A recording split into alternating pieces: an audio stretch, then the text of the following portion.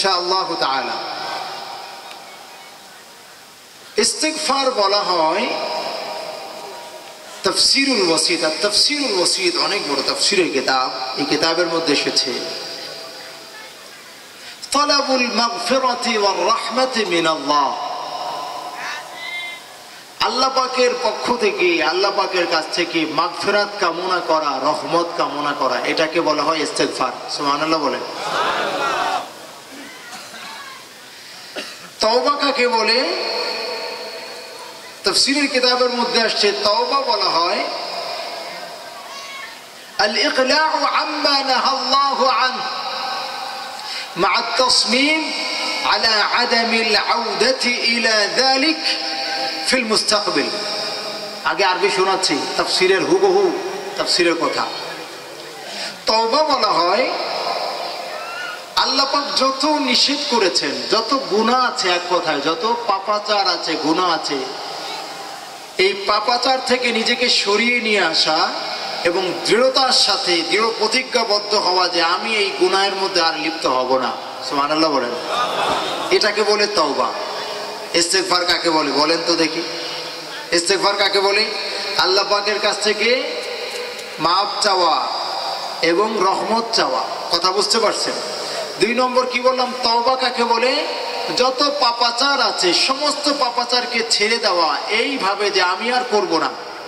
কথা বুঝতে পারছেন? দৃঢ় প্রতিজ্ঞাবদ্ধ হওয়া, এটাকে বলে তওবা। ইস্তিগফার এবং তওবা এর গুরুত্ব বোঝানোর জন্য সূরাত হুদের 90 নম্বর আয়াত আল্লাহ পাক বলেন ওয়াস্তাগফিরু রাব্বাকুম সুম্মা তুবু ইলাইহি ইন্না রাব্বি গফুরুর ওয়াদুদ। আল্লাহু আকবার। আল্লাহ পাক বলেন ওয়াস্তাগফিরু রাব্বাকুম সুম্মা তুবু ইলাইহি, আল্লাহ পাকের কাছে ইস্তিগফার করো, আল্লাহ পাকের দিকে ফিরে আসো, তওবা করো। কে বলেছেন? আল্লাহ। তওবা এবং ইস্তিগফারের গুরুত্ব বোঝার জন্য সূরাতুল গাফিরের 7 নম্বর আয়াত আল্লাহ পাক রব্বুল আলামিন আয়াতের মধ্যে আমাদেরকে মেসেজ দিয়েছেন। এই আয়াত আমাদেরকে বলে, দেখো আল্লাহ পাক চান আমার বান্দা গুনাহমুক্ত জীবন সে ধারণ করো, অর্জন করো। আল্লাহ পাক চান যে বান্দা গুনাহমুক্ত জীবন যাপন করুক। কে চান বলেন? এই জন্য আল্লাহ পাক কি করেছেন? আল্লাহ পাক রব্বুল আলামিন ফেরেশতাদেরকে বান্দাদের মাগফিরাত কামনায় নিয়োজিত রেখেছেন। সুবহানাল্লাহ পড়েন। তাও আবার সাধারণ ফেরেশতা না, আরশ বহনকারী ফেরেশতা। সুবহানাল্লাহ পড়েন। আরশ বহনকারী ফেরেশতা এর মর্যাদা আলাদা অন্যান্য ফেরেশতা থেকে। সুবহানাল্লাহ। সেই ফেরেশতাদেরকে আমাদের জন্য মাগফিরাত কামনায় যারা তওবা করে, যেই মুমিনরা আল্লাহ পাকের কাছে মাফ চায়, আল্লাহ পাক রব্বুল আলামিন এই ফেরেশতাদেরকে দায়িত্ব দিয়েছেন, এই আমার এই বান্দাদের জন্য তোমরা মাগফিরাত চাও। সুবহানাল্লাহ। ফেরেশতারা 24 ঘন্টা আল্লাহ পাকের ইবাদত করে, তাসবিহ পাঠ করে। সূরাতুল আম্বিয়ার মধ্যে আল্লাহ পাক বলেন ইউসাব্বিহুনাল লাইলা ওয়ান নাহার ইউসাব্বিহুনাল লাইলা ওয়ান নাহার লা ইফতুরুন। আল্লাহু আকবার। আল্লাহ পাক রব্বুল আলামিন বলেন ফেরেশতারা 24 ঘন্টা আল্লাহ পাকের তাসবিহ পাঠ করে, এটাই হচ্ছে তাদের চাকরি। তো ফেরেশতারা আল্লাহর গোলামি করে, 24 ঘন্টা আল্লাহর তাসবিহ পাঠ করে, আল্লাহ পাকের প্রশংসা করে। এরপরে অতিরিক্ত আরো দায়িত্ব আল্লাহ পাক দিয়েছেন মুমিন বান্দা যারা তওবা করে, যারা আল্লাহর পথে চলতে চায়, যারা কোরআনের পথে চলতে চায়, আল্লাহ পাক আরশের ফেরেশতাদেরকে দায়িত্ব দিয়েছেন আমার এই বান্দাদের জন্য মাগফিরাত কামনা করো। সুবহানাল্লাহ। আল্লাহ পাক বলেন সূরাতুল গাফিরের 7 নম্বর আয়াত الذين يحملون العرش ومن حوله يسبحون بحمد ربهم ويسبحون بحمد ربهم ويؤمنون به ويستغفرون للذين آمنوا ربنا وسعت كل شيء رحمة وعلما فاغفر للذين تابوا واتبعوا سبيلك وقهم عذاب الجحيم الله أكبر আল্লাহ পাক রব্বুল আলামিন বলেন আরশ বহনকারী ফেরেশতারা যারা আরশের আশেপাশে আছে, আরশ বহন করছে, এরা আল্লাহ পাকের তাসবিহ পাঠ করে, আল্লাহ পাকের প্রশংসা বর্ণনা করে, প্রশংসা করে। সাথে সাথে মুমিন যারা তওবা করে, আল্লাহর কাছে গুনাহ মাফ চায়, আল্লাহ পাক তাদেরকে দায়িত্ব দিয়েছেন, এই ফেরেশতারা বলতে থাকে আল্লাহ তুমি তোমার এই তওবাকারী বান্দাদেরকে মাফ করে দাও। আর একটু জোরে বলেন না ভাই সুবহানাল্লাহ। আচ্ছা বলেন তো, এমপি মন্ত্রী মিনিস্টার, এমপি মন্ত্রী যারা প্রধানমন্ত্রীর কাছের মানুষ, তারা যদি প্রধানমন্ত্রীর কাছে একটা আবেদন করে, এই আবেদন সহজে গ্রহণ করে প্রধানমন্ত্রী, নাকি আমার আপনার মতো রিক্সাওয়ালা, ভ্যানওয়ালা, কৃষক এই জায়গায় প্রধানমন্ত্রীর কাছে আবেদন করলে আবেদনটা গুরুত্ব পায়? বলেন তো, এমপির আবেদন গুরুত্ব পায় নাকি আমার আপনারটা পায়? আরে আমার আবেদন তো দূরের কথা, আমি তো প্রধানমন্ত্রীর দরজা পর্যন্ত যাইতে আমার মরণ এসে যেতে পারে, ঠিক কিনা? চান্সই নাই, কি বলেন? এমপি মন্ত্রী তো দূরের কথা, কমিশনার সাহেব, চেয়ারম্যান সাহেবের শিডিউল পাইতেই তো আমার অবস্থা খারাপ হয়ে যায়, ঠিক কিনা? তো এমপি মন্ত্রী মিনিস্টার তারা যদি প্রধানমন্ত্রীর কাছে কোনো আবেদন করে, আবেদনটা সহজেই গ্রহণযোগ্যতা পায়, ঠিক কিনা? আল্লাহ পাকের আরশ বহনকারী ফেরেশতারা যখন মুমিন বান্দাদের জন্য আল্লাহ পাকের কাছে বলে আল্লাহ তুমি তোমার এই বান্দাদেরকে মাফ করে দাও, জাহান্নাম থেকে মুক্তি দিয়ে দাও, জান্নাত দিয়ে দাও, এই আবেদন আল্লাহ পাকের কাছে গ্রহণযোগ্য না অগ্রহণযোগ্য? আজকে যদি আমরা তওবা করি, তওবার নিয়ত করে বসি, তওবা করে এখান থেকে দোয়া করে যাই, তো আমাদের জন্য আরশ বহনকারী ফেরেশতা আল্লাহর কাছে দোয়া করবে, আল্লাহ এদেরকে মাফ করে দাও, এরা তোমার কাছে মাফ চাইতেছে। আল্লাহু আকবার। এজন্য মাপ চেয়ে যাবো তো ইনশাআল্লাহ, কেউ ওঠাউঠি করবো না। আমি কোরআন এবং তাফসীর থেকে কথা বলার চেষ্টা করবো ইনশাআল্লাহ। আল্লাহ পাকের কাছে এত গুরুত্ব তওবা ইস্তেগফার। তওবা ইস্তেগফারের গুরুত্ব বোঝার জন্য একটা দৃষ্টান্ত দেই, বুঝতে পারবেন। আমাদের জামা কাপড় যখন ময়লা হয়ে যায়, রাস্তাঘাটে চলতে গেলে ময়লা হয়ে যায়, দাগ লেগে যায়, তখন আমরা কি করি? এটা ফেলে রাখি।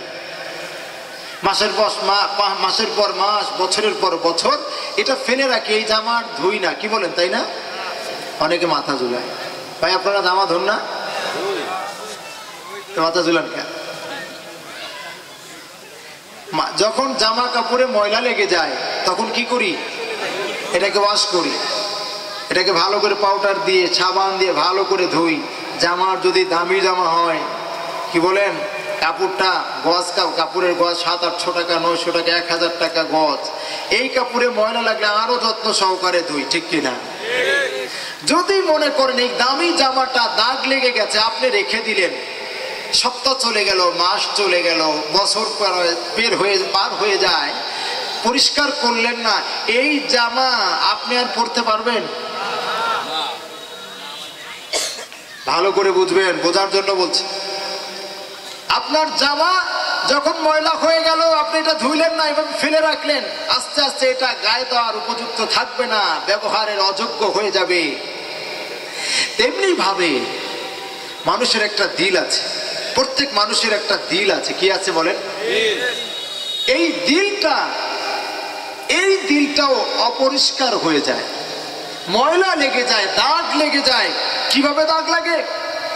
এই দিলে দাগ লাগে গুনাহ করলে, চোখের গুনাহ করলে, বদনজর করলে, না অপরনারীর দিকে তাকাইলে, গালিগালাজ করলে, গান বাদ্য শুনলে, অন্যায় ভাবে মানুষকে আঘাত করলে, জুলুম করলে, মানুষের সম্পদ আত্মসাৎ করলে, প্রত্যেকটা গুনার কারণে অন্তরে দাগ লেগে যায়।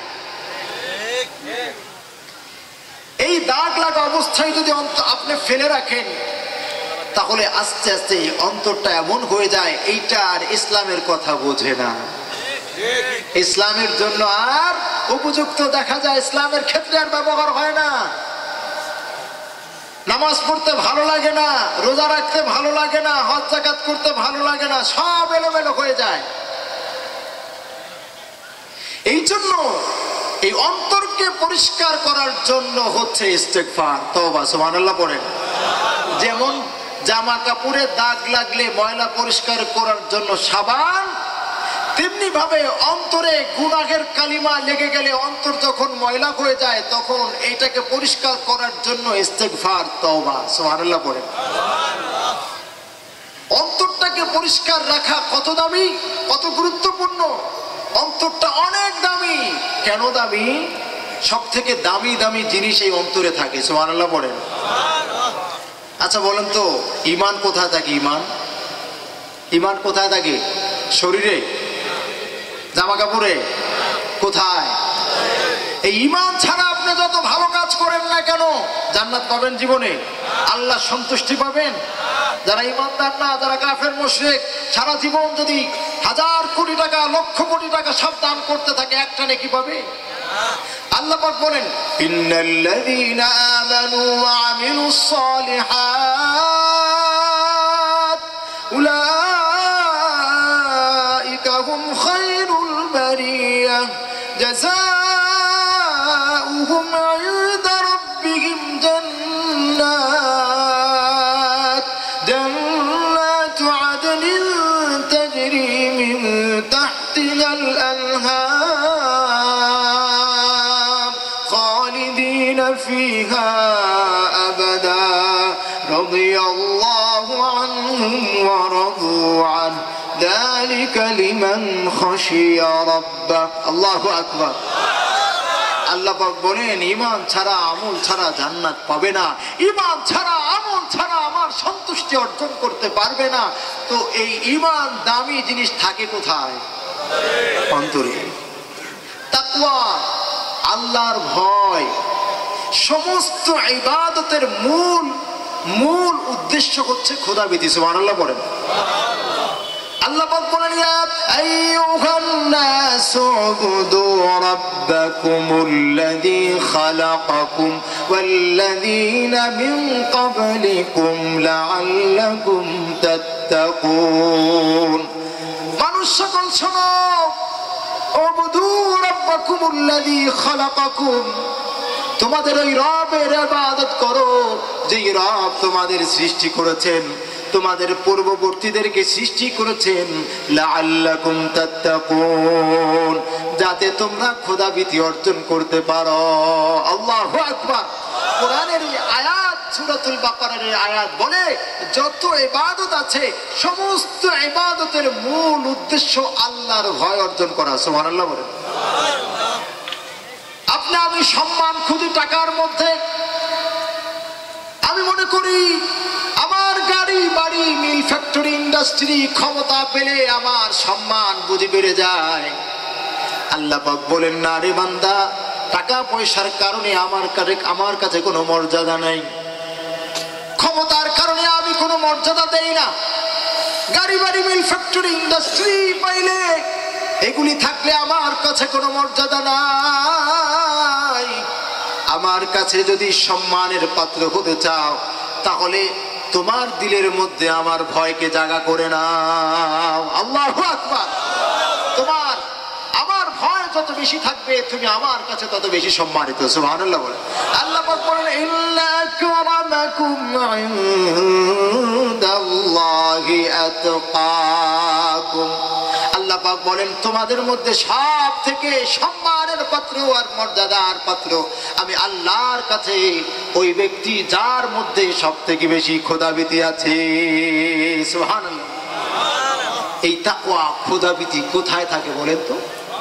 আল্লাহর ভয়টা কোথায়? সমস্ত ইবাদতের মূল উদ্দেশ্য হচ্ছে খোদাভীতি অর্জন করা, সেটা থাকে অন্তরে। আল্লাহর রাসূল স্পষ্ট ঘোষণা করে বলেছেন, আত-তাকওয়া হাহুনা, আত-তাকওয়া হাহুনা, খোদাভীতি থাকে এখানে। এখানে কোথায়? তাহলে এই অন্তরটা অনেক দামি। এখানে আল্লাহর মহব্বত থাকে, আল্লাহর রসুলের মহব্বত থাকে, কোরআনের মহব্বত, সুন্নাহর মহব্বত, দ্বীন ইসলামের মহব্বত, সব মহব্বত গুলি কোথায়? সুতরাং এই অন্তরটা যদি পরিষ্কার পরিচ্ছন্ন না থাকে তাহলে আপনি ইসলামের পথে সঠিকভাবে চলতে পারবেন না, ঠিক কিনা? এক্সাম্পল দিলে ভালো বুঝে আসে। আপনি গাড়িতে, আমি গাড়ি নিয়ে আসছি, অনেক সময় দেখবেন আপনারা যখন জার্নি করেন, লম্বা জার্নি, কোনো জায়গায় ব্রেক হয়, মনে করেন আমি সেদিন সিলেট সফর ছিল, বাসে আসতেছিলাম, তো আসার পথে তো দেখলাম একটা ব্রেক হলো। এবার যিনি ছিলেন হেল্পার, নামে সাধারণত হেল্পার, নেমে করে কি সামনের যে গ্লাসটা আছে এই গ্লাসটাকে ভালো করে পরিষ্কার করে পাউডার মারে, এরপরে পানি দিয়ে এটাকে কি করে পরিষ্কার করে। কেন করে বলেন তো দেখি? যদি এই গ্লাস ক্লিয়ার না দেখা যায়, ময়লাযুক্ত হয়ে যায়, তাহলে ড্রাইভার সব সামনে দেখতে পাবে না, অ্যাক্সিডেন্ট করবে, ঠিক কিনা? লুকিং গ্লাস আছে, ওইটাও ময়লা পড়ে গেল, তাহলে আপনি যখন ওভারটেক করতে যাবেন, আপনি যদি পিছনে দেখতে না পারেন, পিছনে না দেখেই যদি ওভারটেক করেন, অ্যাক্সিডেন্ট করবেন, ঠিক কিনা? গ্লাস পরিষ্কার রাখতে হবে, তাহলে আপনি সামনে সঠিক পথ চলতে পারবেন। গ্লাস যদি অপরিচ্ছন্ন থাকে তাহলে অ্যাক্সিডেন্ট করবেন, ঠিক কিনা? মনের আয়না, অন্তর নামক এই অন্তরের একটা আয়না, এই আয়না যার যত পরিষ্কার থাকে, পরিচ্ছন্ন থাকে, সে তত ইসলামকে সুন্দরভাবে দেখে দেখে, জান্নাতের পথ দেখে দেখে চলতে পারে। সুবহানাল্লাহ বলেন। আর যার অন্তরে ময়লা লেগে যায়, অন্তরের আয়না ময়লা যুক্ত হয়ে যায়, গুনাহের কালিমা দাগ পড়তে পড়তে পড়তে পড়তে পড়তে এখন আর কিছুই দেখে না, কখনো শিরিকের সাথে টাক লাগে, অ্যাক্সিডেন্ট করে, কখনো কুফুরের সাথে অ্যাক্সিডেন্ট করে, কখনো নাস্তিকতাবাদের সাথে অ্যাক্সিডেন্ট করে, ধাক্কা খায়, ঠিক কিনা? ওদের আওয়াজ করে। এই জন্য অন্তর নামক এই আয়নাটাকে পরিষ্কার করার জন্য তাওবা ইস্তেগফার। বুঝে আসছে? যত গুনাহ হবে তত অন্তরটা ময়লাযুক্ত হয়ে যাবে, তত বেশি ময়লাযুক্ত হয়ে যাবে, তত বেশি ইসলাম থেকে দূরে সরে যেতে হবে।